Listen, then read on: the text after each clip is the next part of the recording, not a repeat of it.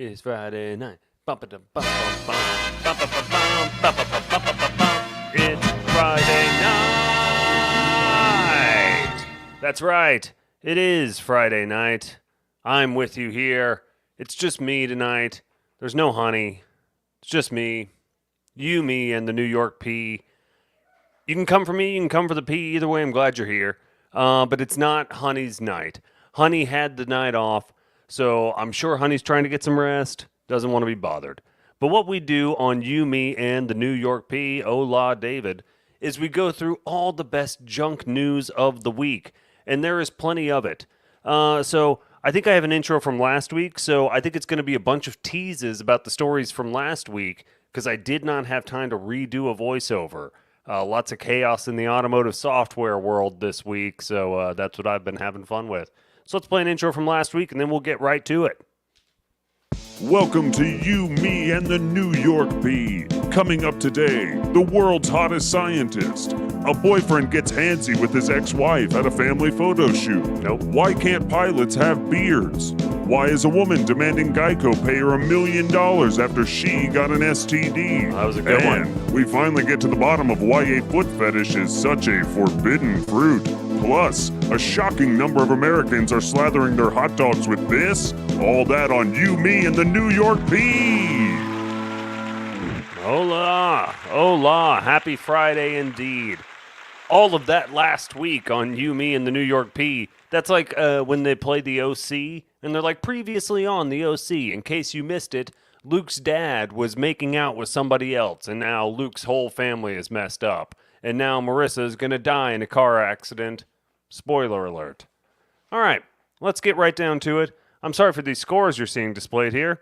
None of those are relevant. We're going to wipe these out. Because what we do here on You, Me, and the New York P is we go through the stories from the New York Post. They produce a lot of junk every single week. They have a or an unlimited amount of smut that they put onto the internet. I think they even print it physically. I think you can still pick them up in newsstands up in New York. Must be a real treat. But what we do is we go through some of the weirder headlines. Some of the ones this week I included for their topicality. Mainly number C there. That's right, number C. The Strawberry Moon is tonight. We'll get to that one in a moment. There's nothing particularly New York Posty about that headline, but typically typically what we're going for is here, trying to find which one is the most New York Post, which one embodies the New York Post the most. Excuse me. Let me play some audio. Not Tavares. Right. Yeah. I think that summed it up pretty nicely, actually. All right, so let's get right down to it.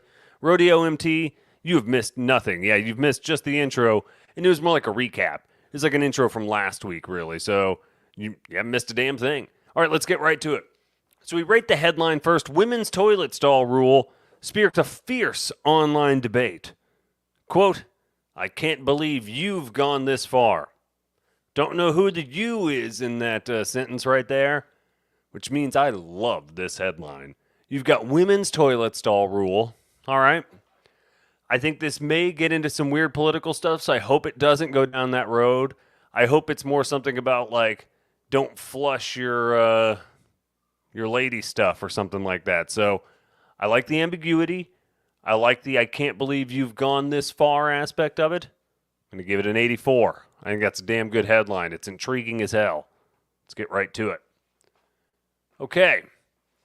And a lot of times I'm going in blind to these, so forgive me. Yeah, who does number 2 work for? It's exactly right. You show him who's boss. That might be Tom Arnold's finest role. I mean, True Lies is pretty damn good. That's where Tom Arnold's really cooking. He really works well next to Arnold Schwarzenegger there. A big Arnold movie, honestly. You got Arnold and Arnold. And Bill Paxton, outstanding in True Lies. Okay, sometimes, usually when sitting on the toilet, people think of some of their best ideas. I love that opening line. Like this one woman who felt so strongly about public toilet etiquette that she decided to take her rules to the bored people lurking on the internet and went viral for it.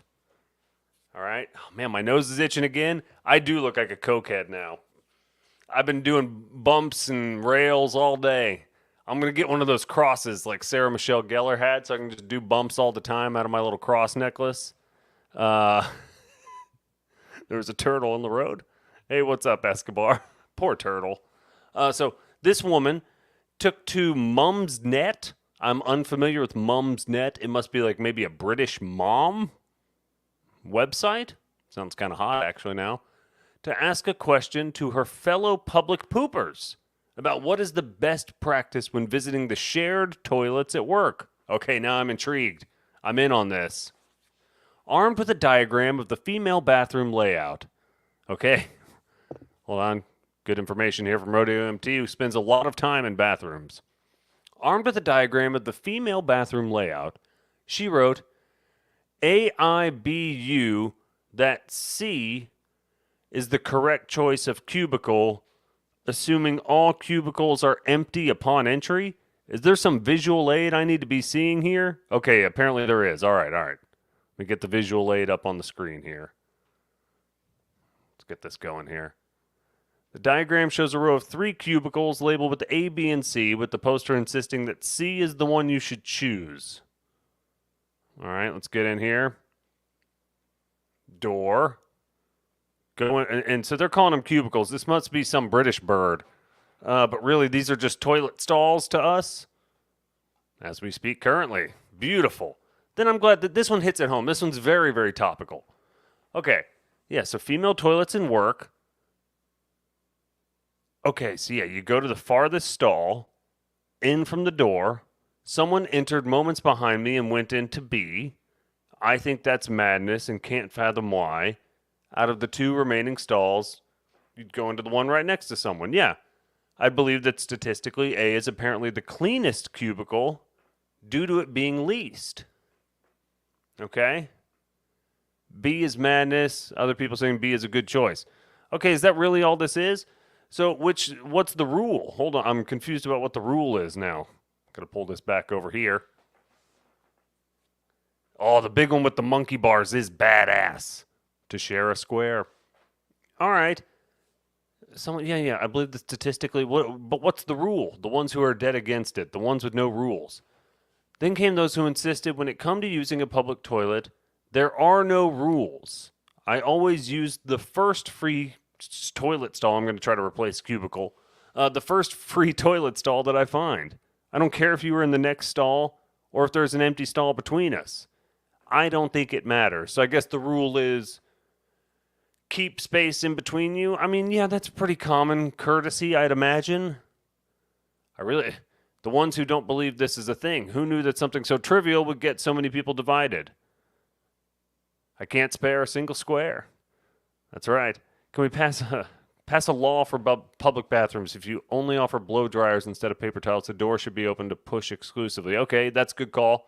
I like to use my feet a whole bunch on those doors.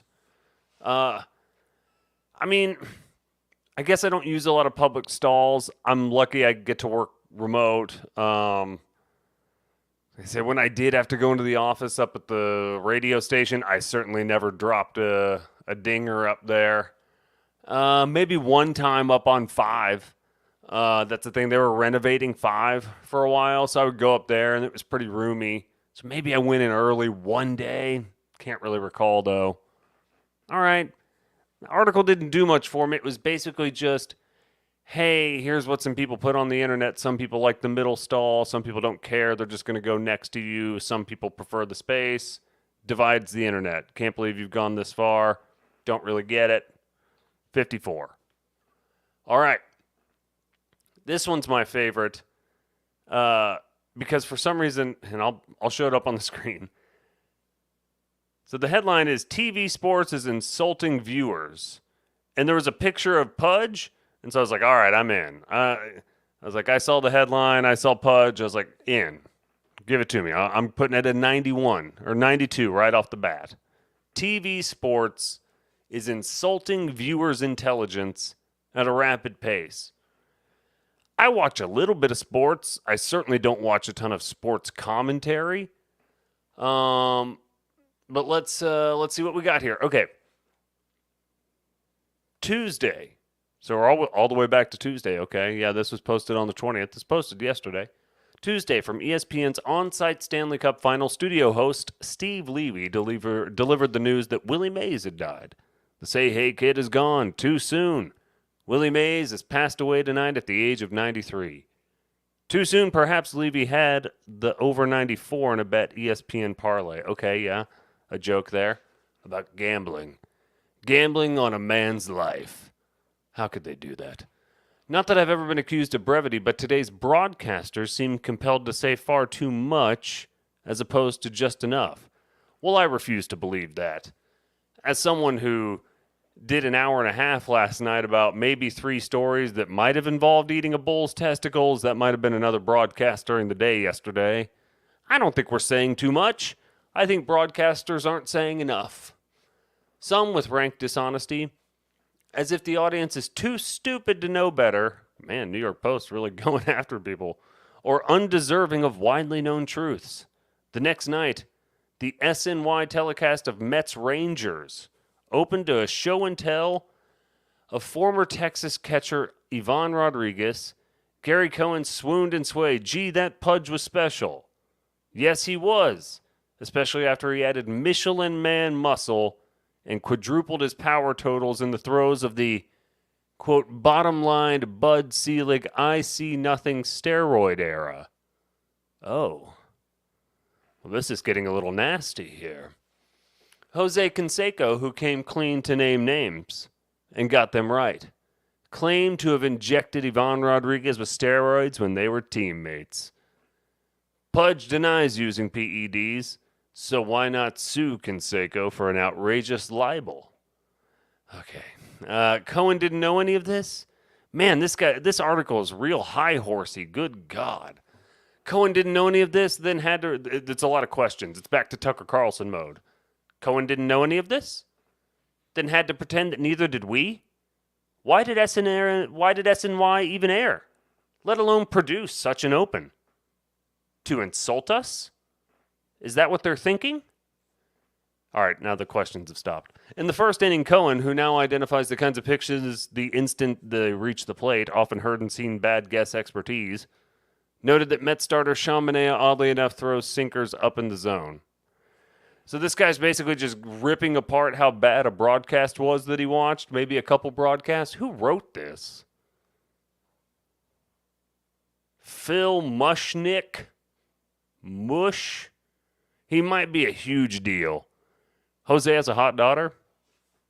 That's good to know. Jose had that ball bounce off his head, and he went looking for a Sasquatch, I think. Jose Canseco's a hero as far as I'm concerned.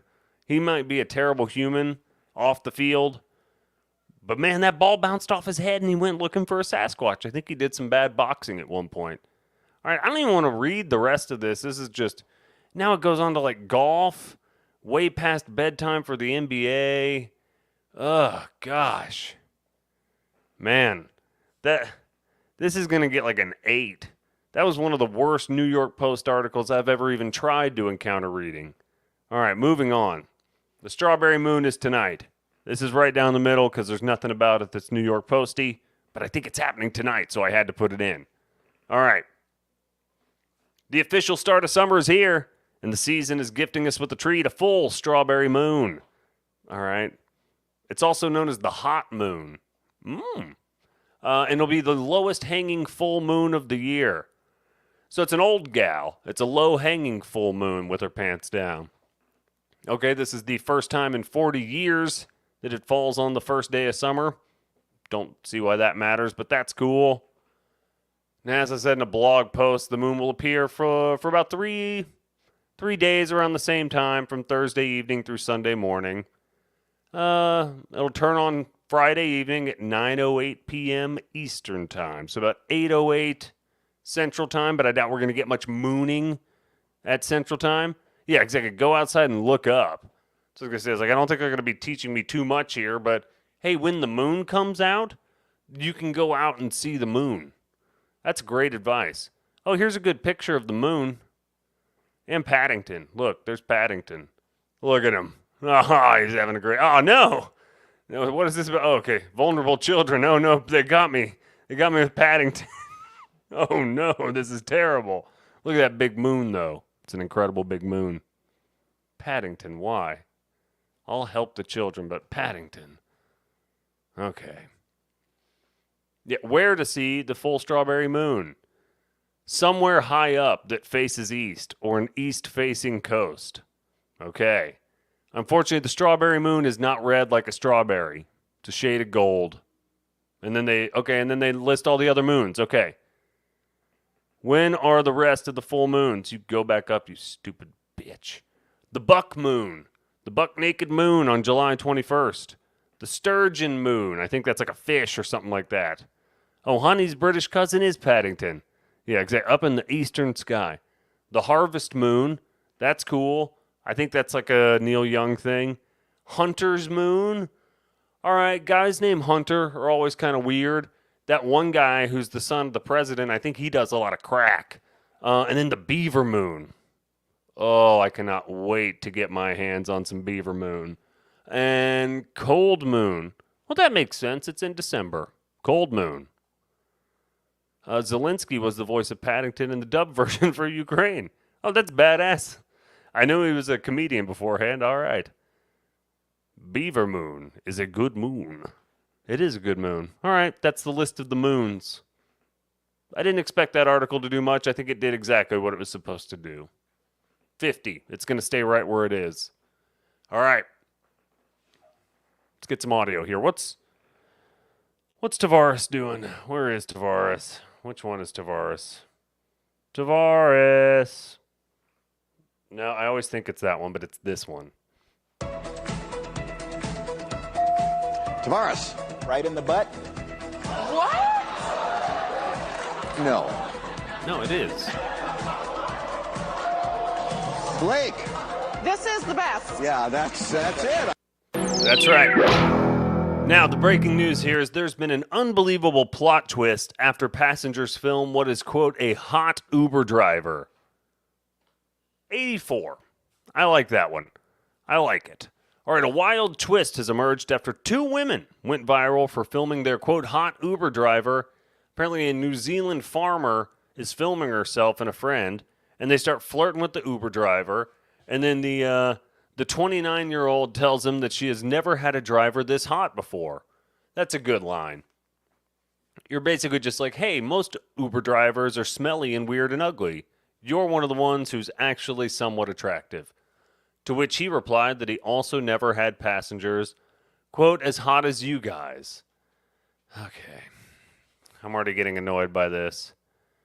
They look pretty interesting. These ladies, they're the passengers here. They look interesting.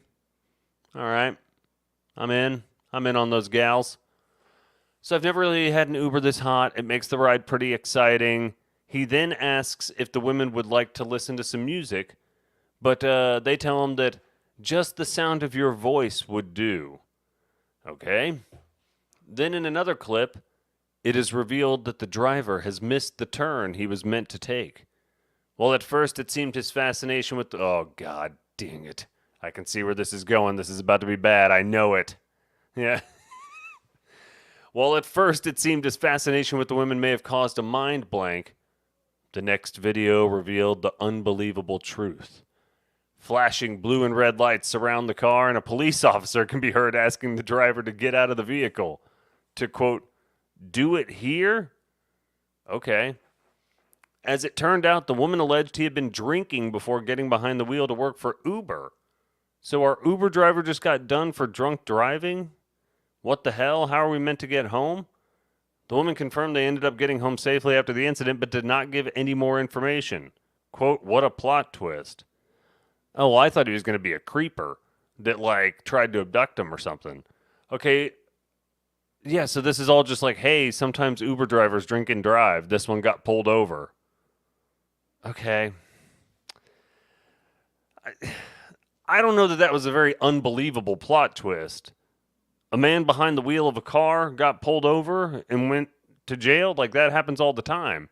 I hear that about DoorDash drivers. You see that story like once a week where it's like cop has to deliver food after he pulls over DoorDash driver and takes him to jail for a warrant. So, no. That's not an unbelievable plot twist at all, New York Post. God dang it, I thought he was going to be like, I don't know, like Patrick Swayze's illegitimate son or something like that. You're like, oh my gosh, these women were filming him, and it's this super hot Uber driver, and this guy claims his dad is Patrick Swayze. So, like, that would be an unbelievable plot twist. That was no plot twist at all. That's almost as bad as that guy yelling about TV sports. God, what a waste of my time reading that garbage. All right. Moving on. This headline is amazing because it's just a question. Is this why people go bald? Okay. Your hair may be, quote, stressed, new study finds. As if the New York Post would be breaking news on this. So, of course, they're just like, ask a question. We'll never get in trouble if we just ask a question in our headline. And that's what they did. Is this why people go bald? Could a cure for baldness be on the hairline horizon? Oh, I didn't rate the headline. It's perfectly New York Posty. Doesn't do a ton for me, but it's perfectly New York Post. Could a cure for baldness be on the hairline horizon? Ba-dum-cha. Researchers from Manchester have discovered a, quote, biological mechanism that causes hair to thin. Team is hopeful that their discovery could lead to a cure for baldness. Let me stop right there. Chicks dig bald guys, though, right? I thought chicks were, like, super into the bald look. Like, I know Bruce Willis has aphasia and stuff now, but in his heyday, bald Bruce Willis was rubbing that bald head all over everything.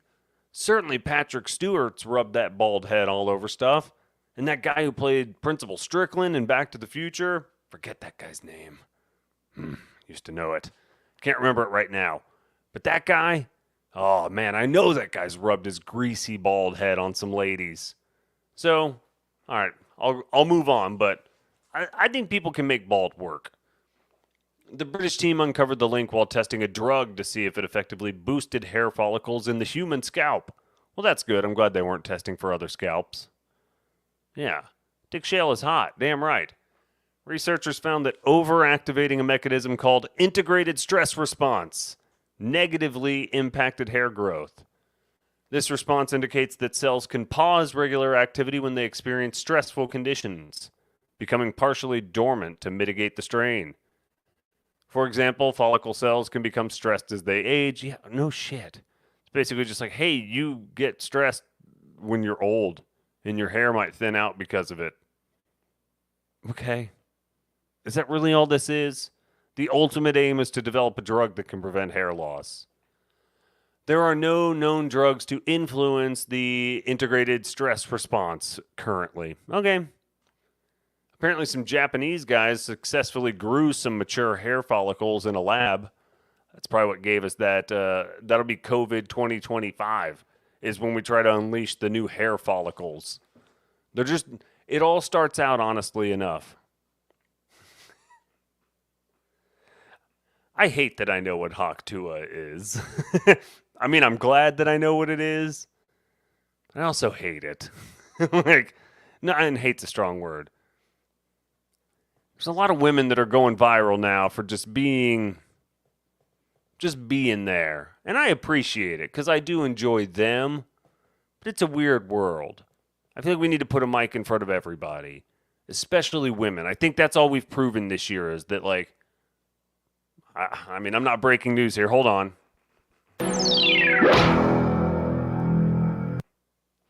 Maybe bitches be crazy? I mean, just in front of the mic. I'm not saying like in their everyday relationship life. I'm just saying put a mic in front of these bitches. These bitches be crazy. They're saying some weird stuff out there. That one lady on the plane was going ham. That other lady lifted up her Oilers jersey and her tatas are everywhere. This lady's talking about spitting on that thing. Whew. We need to put a mic and a camera on all these women. I think that's maybe why I hate it. I'm like, I think if you put a camera and mic in front of any woman enough times, something like that might be bound to come out. If you just ask them the right question at the right time, and then it could happen to anyone. All right. Apparently, by the time they reach middle age, roughly 85% of men are affected by hair loss. This is devastating. Am I middle aged at 39 if I plan on dying at 50? Like, technically, then I'm like, no, I was middle aged at 25. And I think my hair is pretty good then. Or vice versa. Am I middle aged if for some reason they just shoot me full of stuff and I live to 150? Which could happen. It could definitely happen. Oh, I know it's thinning. Mine's thinning big time, buddy. Comparatively, by age 70, half of women suffer from it. Despite these staggering rates, few treatments are available. Yeah. All right. Oh, what is this? Hold on. Sorry, I'm reading on, and now I see the words, Oh, my goodness. There's some medications out there, but apparently they cause erectile dysfunction. That's tough. So some of the main medicines that might help it also hurt you in other areas. So you're like, I'm just going to lean into being bald and have stuff work properly. I want my factory going. If it's time to get the action, I want to be there. All right.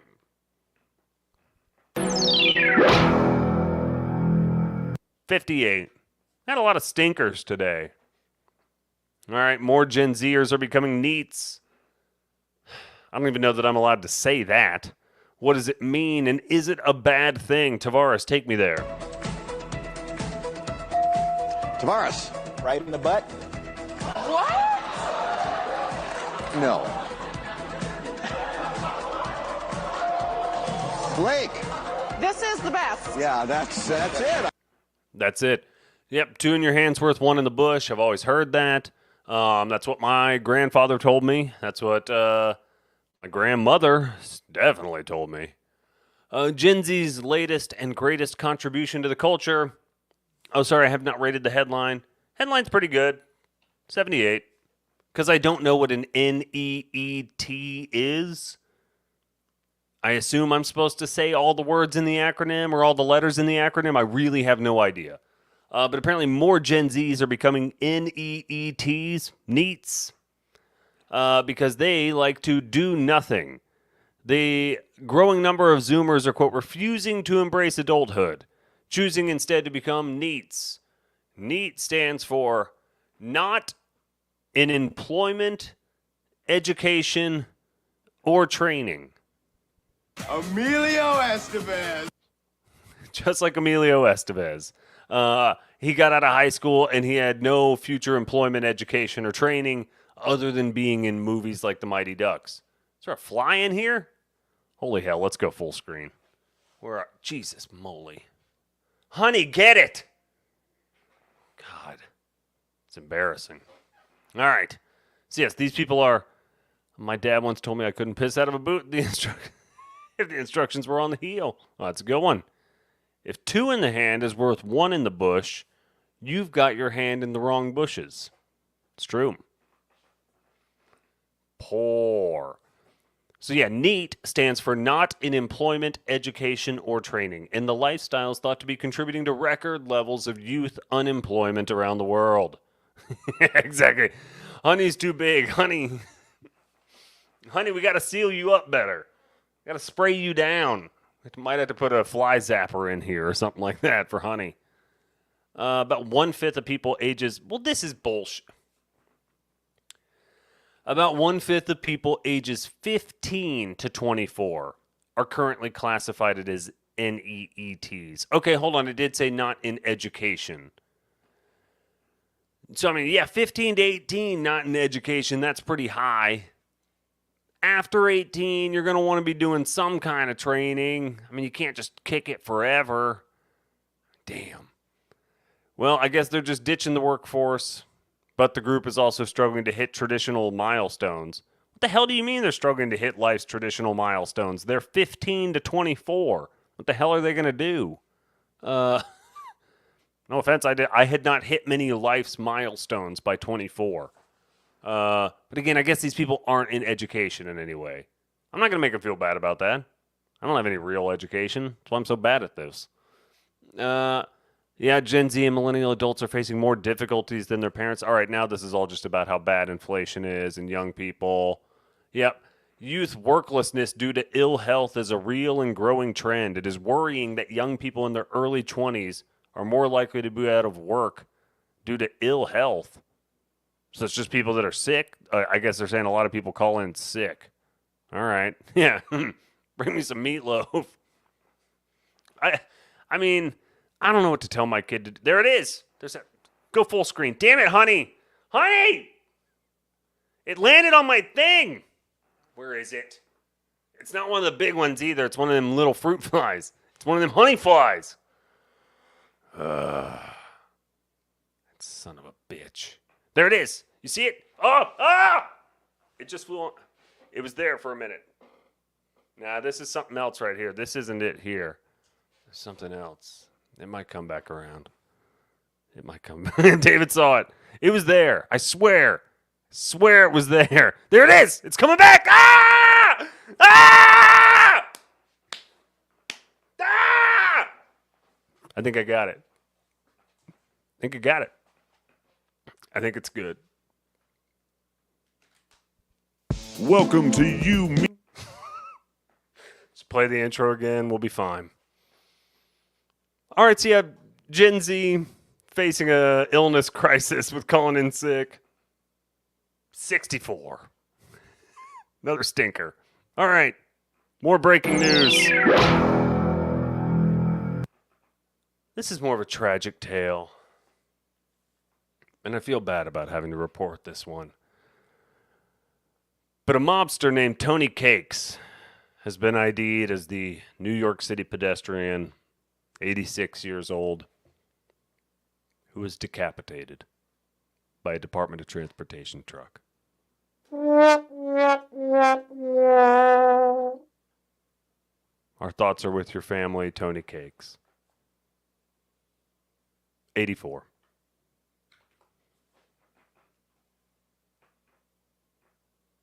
It was a La Crossing Nostra. La Cosa Nostra? La Crossing Nostra? They're really stretching with that one. La Cosa Nostra? La Crossing Nostra?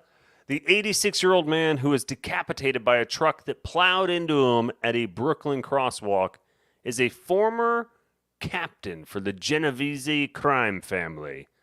I imagine it's Genovese? Genovese? Genovese? Genovese. Anthony Canigliario, a one-time mafioso known as, quote, Tony Cakes, or Tony the Dessert Man, among other dessert-themed nicknames, died earlier this month in a, quote, accidental hit by a city Department of Transportation. All right, let's get off me. I hate me. Let's get back over here. Yeah, this guy died, and this is him. This is old Tony Cakes right here. There he is, Tony Cakes. He looks like a mean old man, Tony Cakes, doesn't he? Oh, my gosh. Yeah, so I don't want to show you all the graphic stuff there, but I guess they say this guy got accidentally decapitated and just happened to be in the mafia. But the only reason we're doing this, and this is a real quote, I will put this back on the screen, and I'll have to highlight it. He spent his life looking over his shoulder, but he forgot to look both ways before crossing the street, one police source said. Brilliant line. Really big fan of that line. Is that had he just been looking the right direction, he wouldn't have been decapitated. So the police clearly don't feel too bad about it. And yeah, accidentally. Apparently a neighbor of his told the New York Post that he always looked out for others. He was a nice neighborhood. He was a nice neighbor. In his neighborhood, he lived a quiet life by himself. Apparently a small apartment building. Apparently everybody misses him. He was a nice guy, but he worked as a loan shark. Oh, he also, he was the dessert man. He ran an Italian ice and gelato stand in Little Italy. Seems like a nice guy. I'm going to miss Tony Cakes. Oh, hold on. Here's all the bad stuff. Racketeering conspiracy charge, 1999 for criminal usury, and in 2006 a grand larceny case. Yeah, it's tough. Okay, his longtime mob lawyer friend said he knew him as Tony Cheesecake. And yeah, he's like, yeah, he's Tony Cheesecake, Tony the Dessert Man, Tony Cakes. Everybody loves him. He used to be a mob guy, but now he's into desserts. So, all right, good for him. I mean, he's dead and his head's gone, but good for Tony Cakes. All right. Breaking news. And this is a big one because this is the most New York Post headline I've seen in a while. 97. Boobs are back. And I can already tell this is going to be a letdown from the headline because anytime it says boobs are back, I'd imagine it's probably trying to talk about a trend or sell me something or maybe just show me a bunch of boobs. So that's fine too. Whatever they want to do, I am in. All right, so, and that is exactly how it appears it starts here. So boobs are back. Sales for the secret bra beloved by these large boobed women is all the rage, apparently. Oh, and there's another picture. Lovely lady. All right. So talk about a pick-me-up. Bust-boosting bras. Yeah, if you got big boobs, let me hear from you on the chat.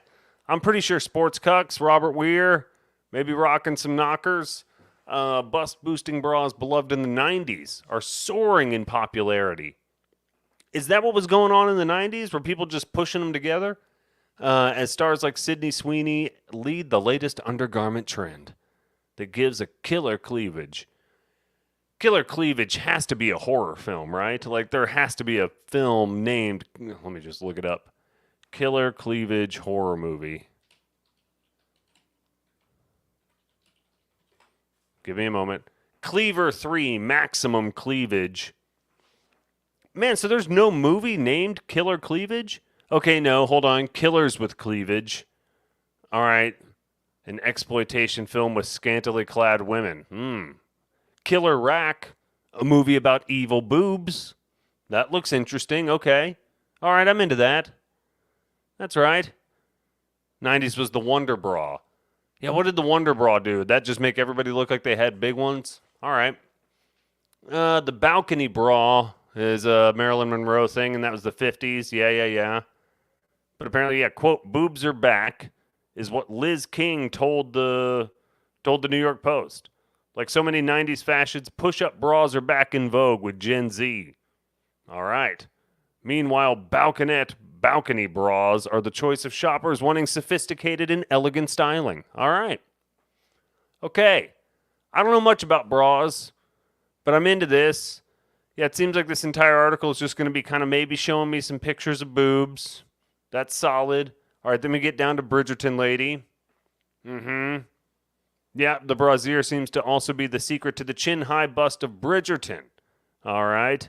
Self-proclaimed member of the perfect breast community. All right, interesting. The perfect breast community. I wonder how often they meet up, and I wonder if I could get an invite. Or at least maybe just like a live stream link. If there's like a Zoom link or something where I could remote in, I'd be fine with that too. All right, yeah. Apparently everyone's cashing in on the trend. A-listers were saying ta-ta to their bras, but now they're going back. All right. Okay.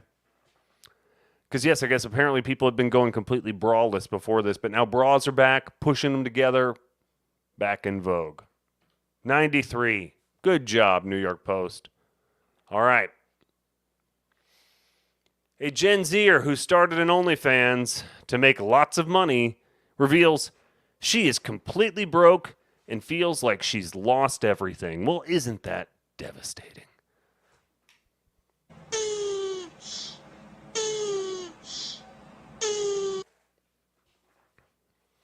Well, yeah. How will I know when it's cold out and need a sweater? That's a good point. I do love when the high beams are flashing. And I also do love a lady who can fill out a sweater. So either way, you're in good shape there. But I don't know how you're going to take care of that. I have noticed quite an uptick in braless ladies in public recently. That's what I thought. I thought it was going the other way, but maybe that's a millennial Gen X thing. Maybe Gen X millennials are like letting it all go and letting it all hang free. But maybe they're trying. That's the thing. I'm like, I don't know. That might be New York Post propaganda. Maybe it's the opposite, and they're trying to push boobs down our throat. Sounds nice. All right. So let's get on to this Gen Z, or why is there so many damn Gen Z stories? OnlyFans has become the get-rich-quick scheme. Oh, I got to rank the headline. I always forget. I mean, 89. I'm feeling generous at the end of the list. OnlyFans has become the get-rich-quick scheme for Gen Z, but one creator has shattered the illusion by revealing that she's broke. Oh, no. There's a pantless lady on Dallas TV Twitter today? All right. The subscription website OnlyFans has taken off, and there are plenty of X-rated creators who have made millions from selling their explicit content online. Some even becoming celebrities. All right, yeah. Countless other creators have become stars for sharing sexy photos, yeah. The phenomenon has disrupted the porn world. Also, is my partner using OnlyFans a form of cheating? Is a question constantly asked in women's Facebook groups. I don't know. I mean, a form of cheating. I don't use OnlyFans. Do they talk to you? Like, is it one-on-one stuff where it's like, I'll pay you $20 and you just say this thing for you about, like, go cow. Is it like Cameo where you can make them say go Cowboys at the end? I mean, I don't want to say anything creepy like making them say my name. That's got to be like $1,000. But okay.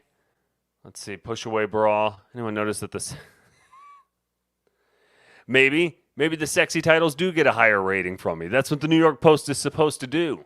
It's supposed to give me the goods. That's what I like. I like it.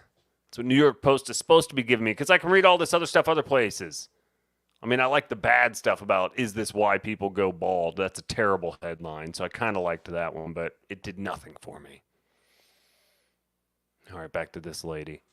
OnlyFans isn't treated like a taboo secret in people's internet search history. It's mainstream, and young women look up to the X-rated creators, and some think it's a way they could become wealthy too.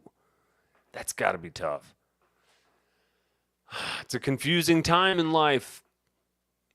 I don't think a lot of my gals around that era had smartphones and the way to just stream it and make money off it. But damn. I bet there's probably lots of faceless porn that goes on. Sorry, no, I mean not porn. Art. Real art. I bet there's a lot of faceless art that would go on OnlyFans in the college era. That's all I can imagine. Yeah, it said if you're like Gen Z, that's the thing. They're saying 25 years old. Like 24 to 18, I could see it happening a lot. So yeah, Sarah started an OnlyFans account because it seemed like a good way to make a lot of money. Quote, I initially got into spicy work because I wanted to make lots of money. Thought it was going to be an easy job. There's a lot of baldness on OnlyFans. Picture of the lady? Oh, absolutely. Yeah, this old gal here. You like what her mouth is doing? Apparently she's broke. She's gone broke. That old gal's gone broke. Yes, I mean, I can kind of see why. I mean, this one's more just creepy than anything. I'm like, you're looking at people. That's like a creepy horror movie. Don't look. You need camera training like me. So, yeah, it is. But I agree. She is about to hawk twa, and yeah. She's going to have to do a lot if you're not that juggy. That's the thing. A lot of these women, you're either going to have to say hak toi and talk about spitting on something, or you're going to have to be pretty juggy. Yeah, very 90s mom look to her, kind of the gal from Twister. Helen Hunt? Hell yeah. I'm in on that now. We go back up. All right, maybe I'll subscribe. So yeah, the reality has been very different. Instead of glitz and glamour, she's barely been scraping by. In a recent TikTok, she shared that she felt she was failing in life and not making enough money. What? I'm completely broke. I lost my house. She had a fucking house? She was 25? I didn't have no damn house at 25. I mean, I guess I could rent. Yes, I was living in a rent house with like 2 roommates. I certainly didn't like have my own place at 24. Good Lord. Sarah said the reality was enough to make her want to give up on her X-rated career. Well, don't give up, honey. You got to keep at it. Keep coming back for more. And go back to working 9 to 5.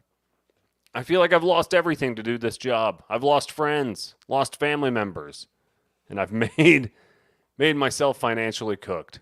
See if I can get some more photos of her. I mean, you guys say that she's lost her house.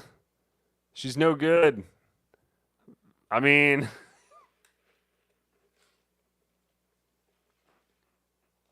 she's not my type, but I'd give it a roll. I mean, she seems like a lovely personality, is what I'd say. It's a pretty unreliable way to live if you're not making 6 figures. Sorry, I'm not going to keep sharing that.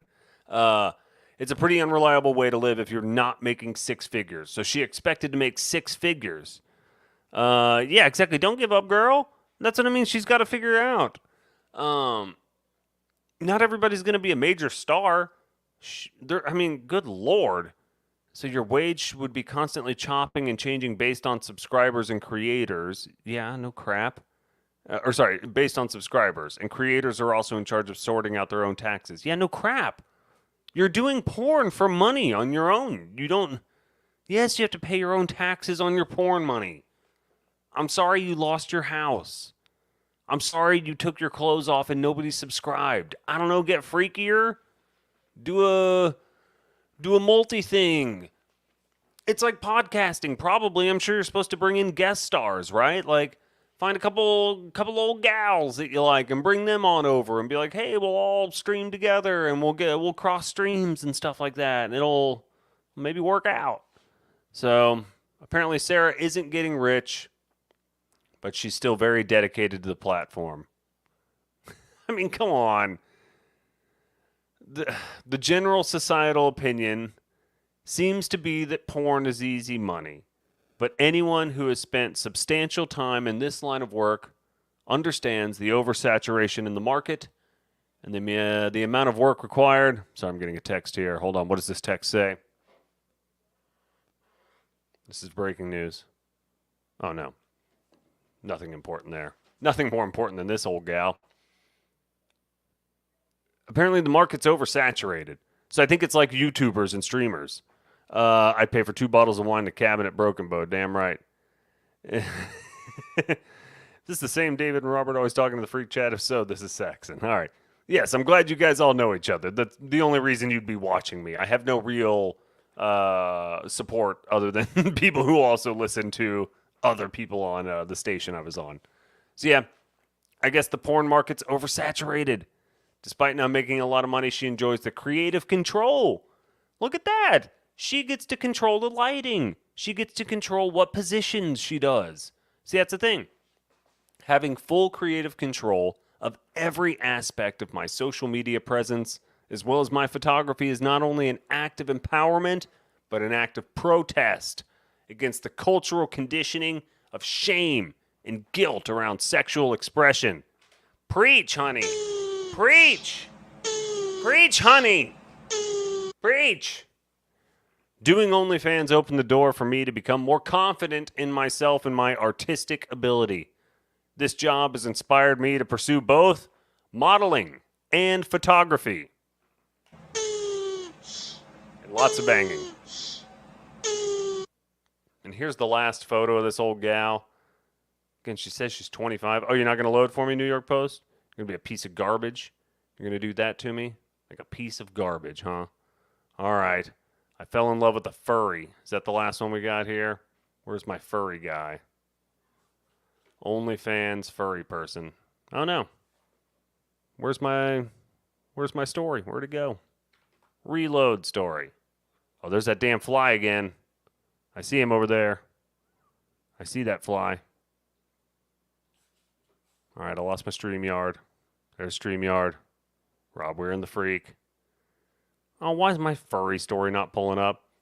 That's all right. I can pull it up off my phone then. Oh, not enough. Oh, okay, yeah. My browser tab's mad at me for that one. Reload, you piece of garbage. Reload. We need to talk about the furries. The furries are important. There it goes. Okay. All right. Oh, another OnlyFans one. Perfect. Hell yeah. All right. Since people think I only rate the horny ones high, 99. All right. I fell in love with a furry on OnlyFans.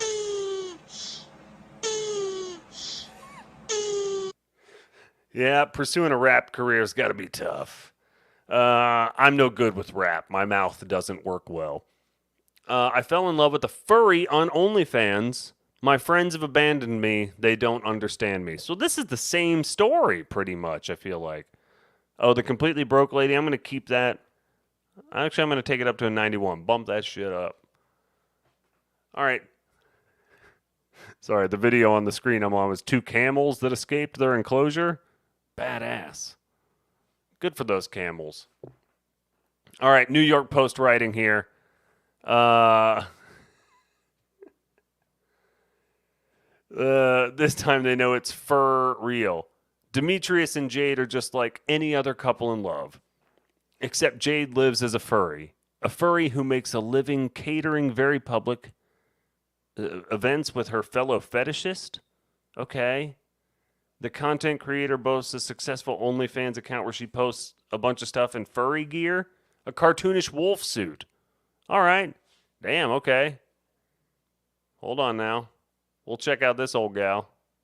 So this chick is all into like hardcore furry wolf stuff when she asked me to wear it during fun time. And this is the gal we're talking about here?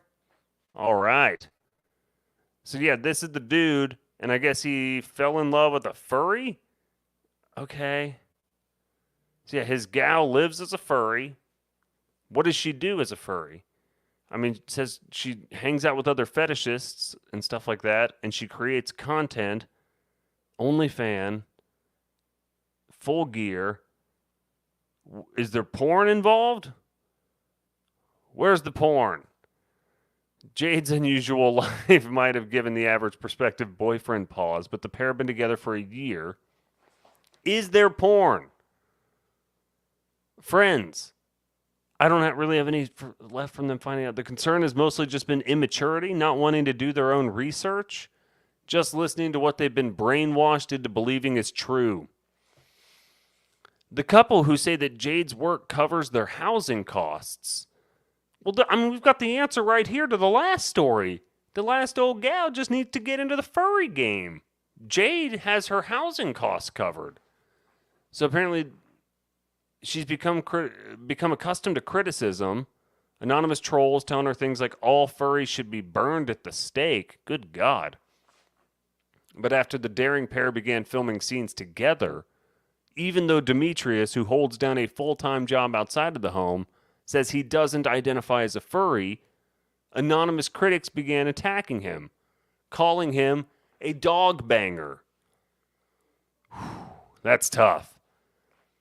Demetrius wasn't too fond on being with a furry. I know that. The furry fandom is something new to him, Jade admitted. And Demetrius also admitted that he's not attracted to the mask that she's wearing. Okay, what is he attracted to? Where is it? Oh, it jumped on me. I'm attracted to the woman inside of the mask. Why are all of their photos from like 1994? Like every one of these has the blurriest, like was it taken on a Kodak disposable camera? My Lord. Give me a good look at this gal. Oh, well, that's why. I got a good look at her now. All right, he also says that he won't do anything weird, like drinking from a dog bowl or using a litter box, as some committed furries do. Not that there's anything wrong with that.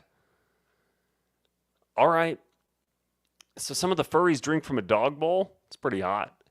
I mean, not an active dog bowl. That's pretty weird. But like, I mean, if they're going to do the whole furry thing, I guess you got to do all the rest of it. Using a litter box seems, I mean, that's a whole, I won't kink shame. I'm not going to say anything. Let those people do what they want to do. Let the furries fur.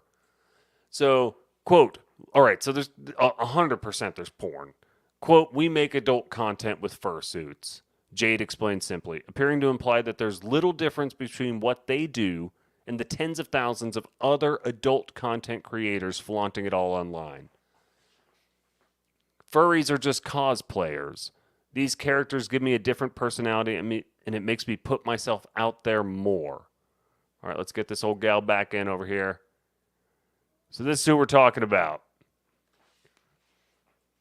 I mean, that's a pretty kick-ass mask. That's all I'm going to say. That mask is pretty kick-ass. I mean, if she wants to do weird stuff in the mask, that's fine. The mask is cool. She spent some money on that. Yeah, exactly. Not exactly what I'd call a Kodak moment. A picture's worth 1,000 words. The couple met when Demetrius' old roommate held a furry party in their apartment. And Jade admitted herself to her current boyfriend's bedroom where he'd been hiding him out. All right. The most important thing is when the support comes in from Demetrius. He's there for me when anybody's judging us. Okay. I mean, yeah, good. I like the Taylor with the punny spelling there. All right. That was a pretty good story. I'm going to give it a 92. I think Boobs Are Back might win this thing. Let's tally them up for the week. Let's go to Z to A here. Breaking news. Boobs are officially back. And yes, that head did look like it was stolen from the Lion King on Ice prop room. That's the thing. You want the big furries. And I don't want to even do anything with them. I just want to own one of those things. They look badass. Because I've never had one of the cool ones. I've had some of the like shitty mascot helmets and stuff like that where you're like, all right, that's pretty cool. But like a really in-depth, detailed one, I'd love to wear one of those things around. It'd be badass. All right. Well, that's it. I don't have much more. Honey, do you have anything to say? Honey's got nothing. All right, I'm going to take you out on some furry-related content here.